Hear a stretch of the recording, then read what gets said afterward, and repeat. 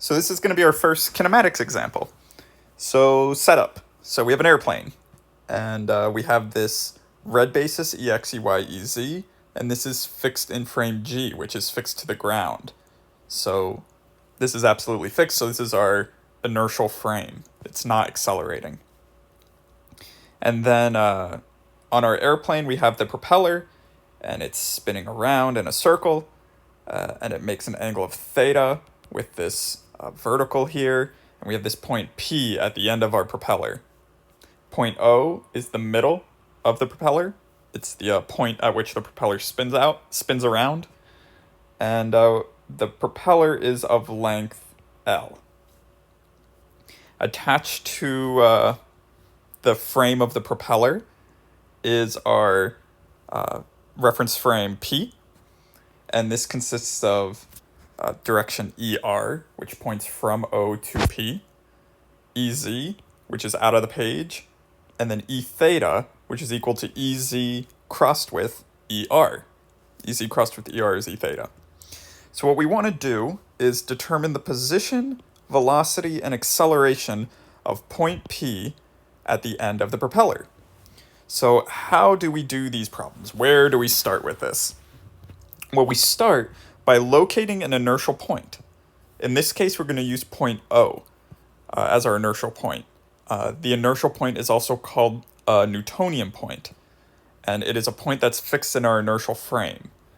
So why is point O an inertial point? Well, it's because it's not accelerating, right? The propeller is going to spin around and around and around and around and around, but this point O is going to stay exactly where it is. You know, a point can't rotate, right? And this is in the very middle of the propeller, so it's not going to move with respect to time. So point O is inertially fixed. So keep in mind, we can use any point fixed in G, and it will end up with the same velocity and acceleration vectors. The only difference will be the position vector. And I just want to emphasize this one thing. Any point fixed in G, because point O is an inertial point, it is fixed in this frame. It is fixed in G. No matter how much time goes by, as long as this airplane doesn't move, the propeller can move, the airplane can't move. Point O is always going to be fixed in G. It's not going to be moving with respect to frame G. But we could use any point. So say we pick some point on the ground, point A. Well, how would we get to point P? We would go from point A to point O plus this distance L along the propeller to point P. So our position vector is going to be different, but the velocity and acceleration are going to end up being the same because this distance here is going to be constant, right? So when we take the derivative of a constant, that would be 0, right? So it doesn't matter what point we use, as long as it's inertially fixed is where we start from. But for this example, we're going to use point O. So once we have an inertial point that we want to measure from, we determine the position vector that will take us to our point of interest, point P. So how do we go from point O to point P? We travel a distance of L in the ER direction, right? And that's what I've written here. To get from O to P, we travel a distance of L in the ER direction. So this is our position vector defining point P. LER. That's it. And remember, ER, this ER, E theta, EZ, this basis, it rotates with, it's fixed in the frame of the propeller, right? So if this part of the propeller ended up being here after it spun some distance, ER would point in this direction, E theta would be here, and EZ would be out of the page. It would be there now, right? So it's always, point P is always going to be LER. So the velocity is defined as the time derivative of position, right? So we're just going to take the derivative of position, and that'll give us velocity. So velocity is equal to d dt, the derivative of r, this right here. And so we're going to plug this guy in for our derivative. And what is, we're going to do the product rule. So what's the product rule?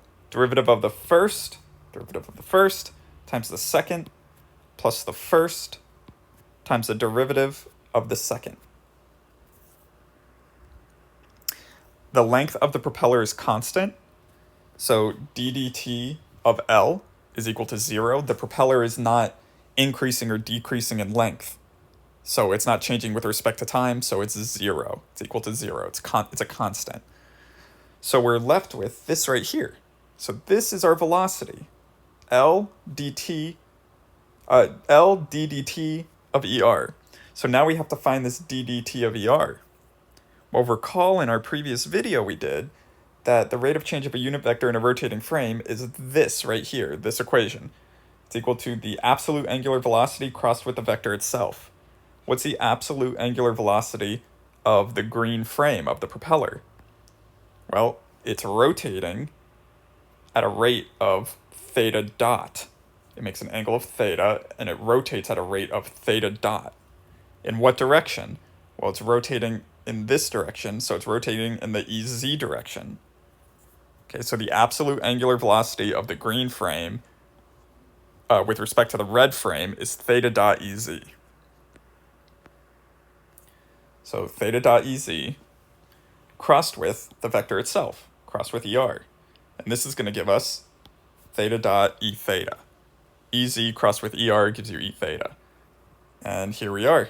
We found the velocity. Part 1 of the question done. The velocity is equal to L theta dot E theta. And all we did was just plug this in up here. Acceleration is the time derivative of velocity. So we're going to do the exact same thing we did before. We're just going to take the derivative of velocity, and that will give us the acceleration. So I'm plugging in our velocity here. So now we're doing d dt of L theta dot E theta, our velocity vector. We can take out L because we said it is a constant. So we can take it outside of the derivative, which is what we do here. And now we have to take the derivative of this.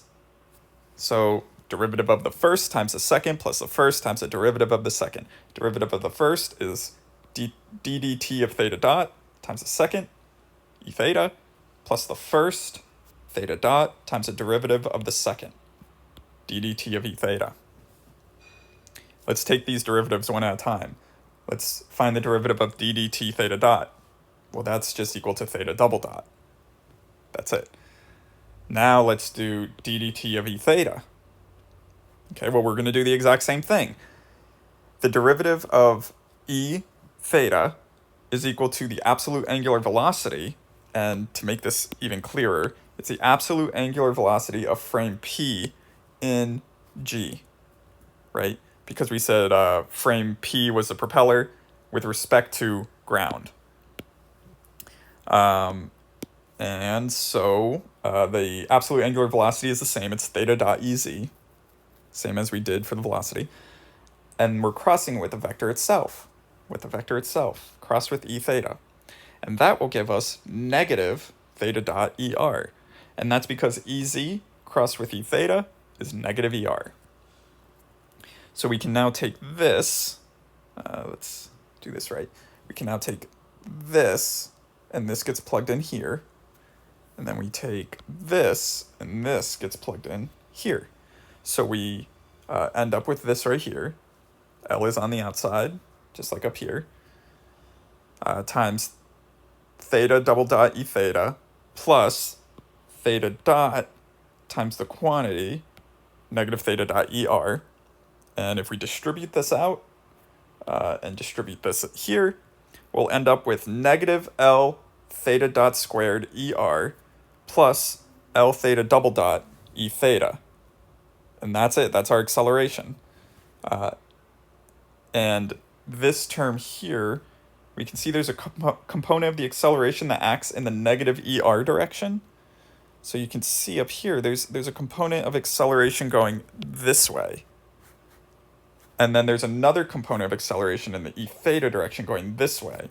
So if, let's say the propeller is rotating at a constant angular velocity. Well, if it's rotating at a constant angular velocity, then theta double dot is 0, right? So this will go away, and we'd just be left with this ER component that's pointing towards the center, towards O. That term there is called the centripetal acceleration. You may have heard of this term, like a centripetal force. If you are swinging a ball above your head and it's attached to a string, the centripetal force is what keeps the ball from flying off away from you, off the string. I made an animation in OpenModelica to visualize this problem, so let's go check that out. So here I am in OpenModelica. I used this program before in one of my previous videos. For those of you who don't know, this is just like a free, really cool open source multi-domain modeling software. So go check it out. But here's our propeller, or at least half of our propeller. So this right here, this like red cylinder, that's going to be our point O. And then this blue dot at the end, that's our point P. And you can see we have our reference frame fixed to ground. This is inertially fixed, so this one won't be moving, this red frame. And this is X pointing straight down. This is Y off to the right here, and Z is coming kind of at us. And then we have our green frame, which is fixed to the propeller. And this will move with the propeller. This is fixed in the frame of the propeller. And we have X, which points from, remember, O to P. And then Z is out of the page. And then Y is Z crossed with X. Z crossed with X gives you Y. So if we play this animation, you see I have it moving at a constant angular velocity. And this green frame is moving with our link. And then our red frame is fixed to ground. So it's stationary. It's non-accelerating. It's our inertial frame. And that's kind of all I wanted to show you with this. It's just that would be helpful with visualizing the reference frame. So I'll see you in the next video. Bye.